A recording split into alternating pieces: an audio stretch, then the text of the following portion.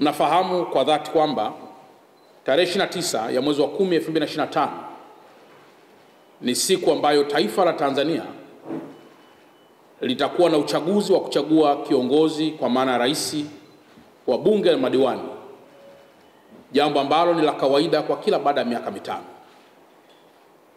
Katika mkoa wetu wa Dar es Salaam tuna wapiga kura wengi zaidi ya milioni 4 ambao tunaamini kabisa kwamba tarehe 29 ya mwezi wa 10 wote watajitokeza ili kuweza kutumia haki hiyo ya kikatiba kuchagua viongozi wanaowataka. Mimi pamoja na wenzangu tumeona tutoke mbele yenu na mbele ya Watanzania na hasa wa Dar es Salaam kuwaeleza ya kuwa mkoa wetu upo salama sana. Mpaka muda huu maandalizi ya uchaguzi katika vituo vyote, vituo vya kupigia kura, maandalizi yake yamekamilika. Majina ya wapiga kura yamebandikwa katika vituo vyote, na nitoe rai kwa wale wote ambao walijiandikisha katika vituo hivyo kwenda kusoma majina yao yaliyobandikwa katika vituo mama walivyojiandikisha, pamoja na vile vituo ambako watakwenda kupigia kura.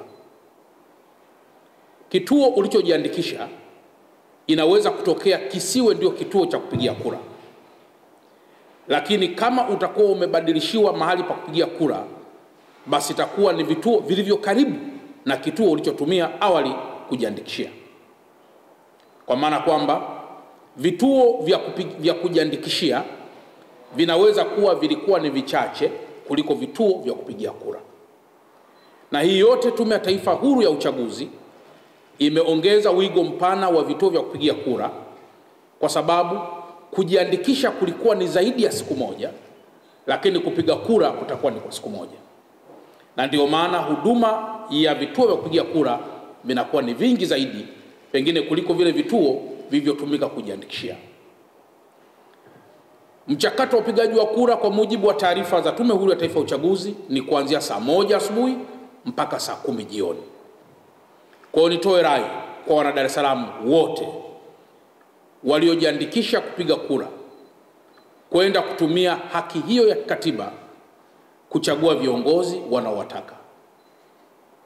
Zipo taarifa chache katika mitandao ambazo hatuwezi kuzipuuza za jitihada za baadhi ya watu katika vikundi vidogo kuhamasisha kuvuruga uchaguzi huu ambao umepangwa kwa mujibu wa sheria.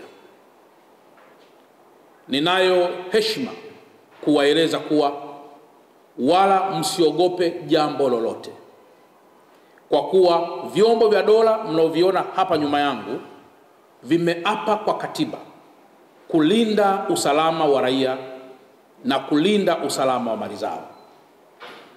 Hakutakuwepo hata mmoja ambaye anaweza kumtishia Mtanzania yoyote anayejitokeza kwenda kupiga kura katika mkoa wetu wa Dar es Salaam na akaachwa akifanya hivyo.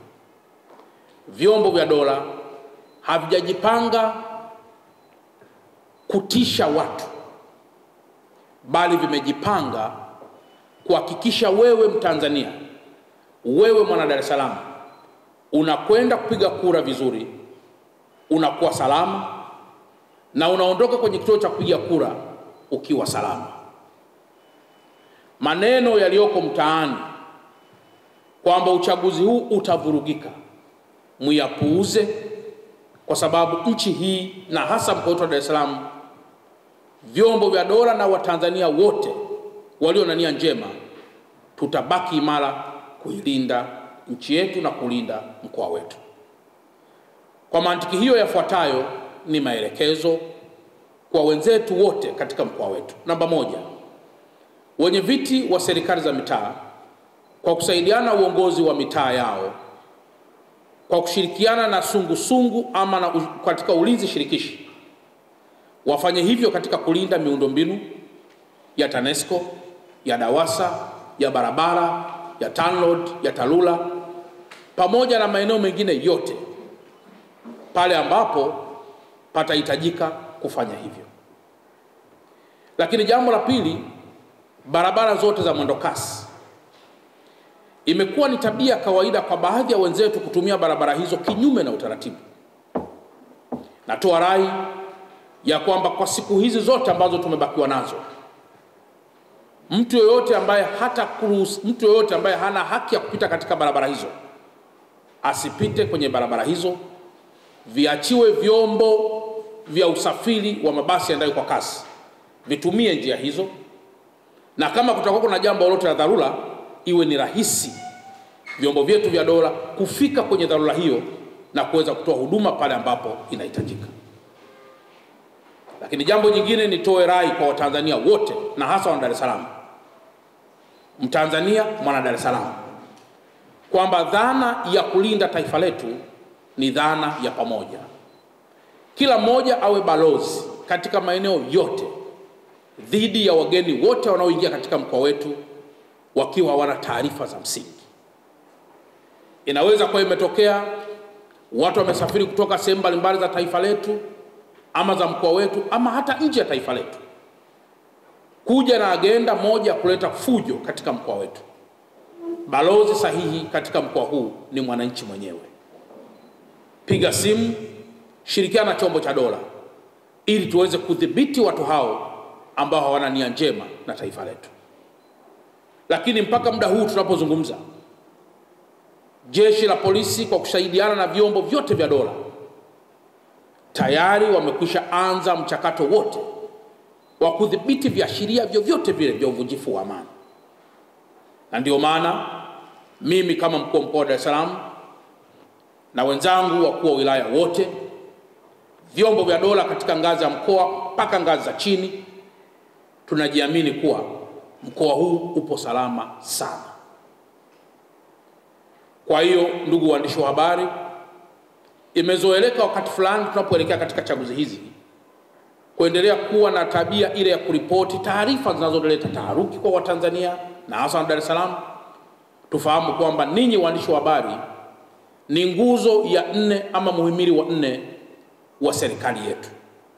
Mna wajibu wa kutoa taarifa, wa kuhabarisha, wa kuwapa elimu wapiga kura ili waweze kujitokeza kwa wingi katika kutumia haki yao ya msingi iliyoandikwa katika Katiba ya Jamhuri ya Muungano wa Tanzania ya mwaka 1977.